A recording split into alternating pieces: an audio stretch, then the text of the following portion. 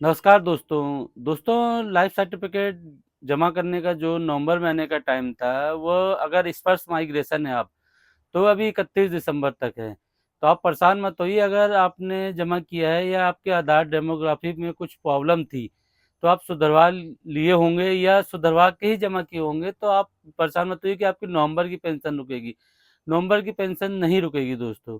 दोस्तों कुछ व्यूअर हैं जो अपडेट कर दिए हैं या अपडेट करने वाले हैं, तो कुछ उनको प्रॉब्लम आ रही है। तो ऐसे 2 व्यूअर हैं, तो उनके टॉपिक मैंने आज ये वीडियो बनाया है। तो चलिए आज का वीडियो शुरू करते हैं। तो दोस्तों एक सबसे जो पहला पॉइंट है, लाइफ सर्टिफिकेट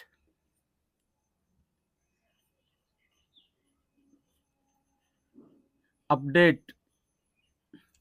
अब दोस्तों लाइफ सर्टिफिकेट अपडेट क्या है कि आपने डीएलसी लाइफ सर्टिफिकेट जमा कर दिया और आप देख रहे हैं कि आप पे स्लिप में देखते हैं, तो आपका वही पुरानी वाली आपकी जो लाइफ सर्टिफिकेट की डेट है वो आती है। लेकिन आप अगर स्पर्श स्टेटस देखेंगे तो वो आपका अपडेट हो जाता है, जैसे 2024 अपडेट हो गया, लेकिन यहाँ 2023 ही है। तो दोस्तों मेरे एक व्यूवर है, तो थोड़ा सा मैं आपको यही समझा दूं, बाकियों के लिए भी है कि जो पे स्लिप जनरेट हो जाती है वह 20 के बाद जनरेट हो जाती है हर मंथ की। ये मंथ वाइज होता है दोस्तों।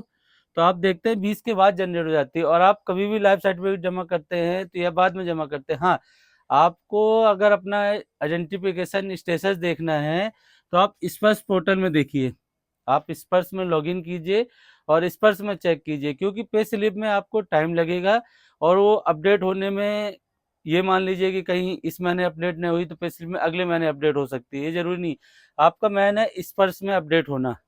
चलिए दोस्तों मैं अब दूसरा पॉइंट की ओर चलता हूँ। ये पुराने नए पेंशन सभी के लिए है और थोड़ा कन्फ्यूजन भी रहता है। मैंने वीडियो इसमें बनाया हुआ है, लेकिन व्यूवर शायद ना देखे होंगे, तो मैं आज दोबारा उनको बता देता हूँ, तो आप भी देख लीजिए, आपको भी काम आएगा। दोस्तों ये जो प्रॉब्लम है ये कॉमन प्रॉब्लम है। अब देखिए दोस्तों, ये फैमिली पेंशनर है, फैमिली पेंशनर है। अब ये स्पर्श में माइग्रेट हो चुके हैं और इनके पीपीओ में सिर्फ इनका नाम है और इनके आधार में इनका नाम और सरनेम दोनों ऐड है। अब इनकी जो आइडेंटिफिकेशन डेट है दोस्तों, ये है 31 जनवरी 2024। अभी इन्होंने लाइफ सर्टिफिकेट जमा नहीं किया, तो इनको ये थोड़ा कंफ्यूजन हो रहा है। तो दोस्तों सबसे बड़ी चीज क्या है, इनमें इनको क्या करना है, अगर अभी इनका टाइम है 31 जनवरी और अभी नवंबर मंथ चल रहा है, तो दोस्तों ये आधार सेंटर में जाके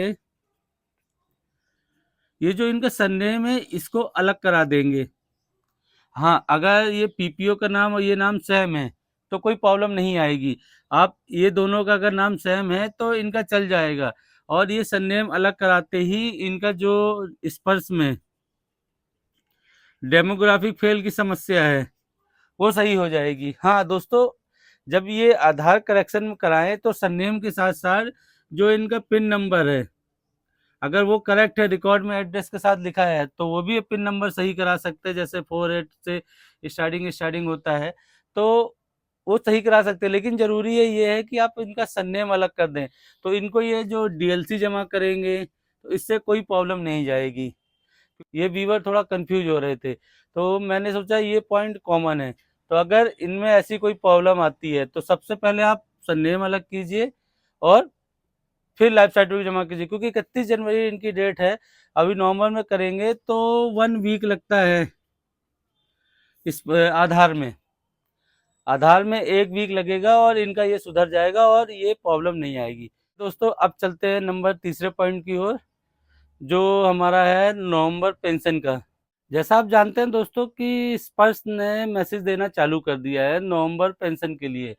तो आप ये जानते हैं कि जो नवंबर की पेंशन है वो आपकी अक्टूबर महीने की अपेक्षा बढ़कर आएगी, जो नवंबर में आएगी। क्यों? तो नवंबर की आएगी वो 46% डीए के साथ आएगी, और दोस्तों ये 30 तारीख को क्रेडिट होगी, जैसा आप जानते हैं, आपको बताया हुआ है।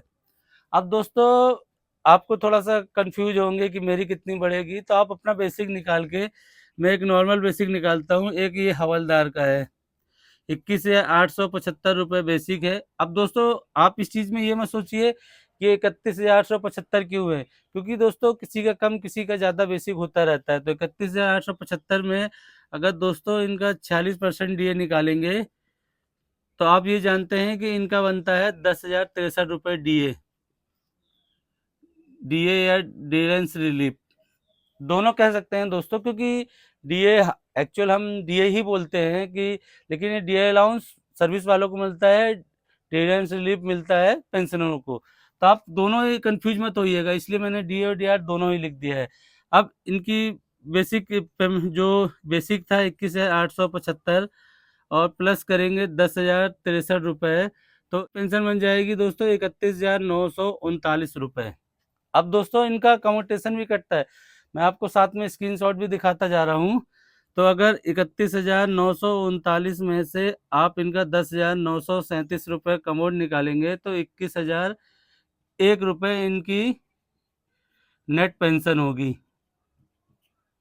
आप स्क्रीनशॉट देख लीजिए और ये मैसेज भी देख लीजिए, ये इनकी पेंशन है। तो आप अपना भी निकाल सकते हैं दोस्तों, और ऐसा ही कर सकते हैं। आप अपना बेसिक लिखिए और 46% के अनुसार, तो आपका जो डीआर का निकल जाएगा कि आपका डीआर कितना बन रहा है, और आपकी ये नेट पेंशन आ जाएगी, और जो आपको मैसेज आया है।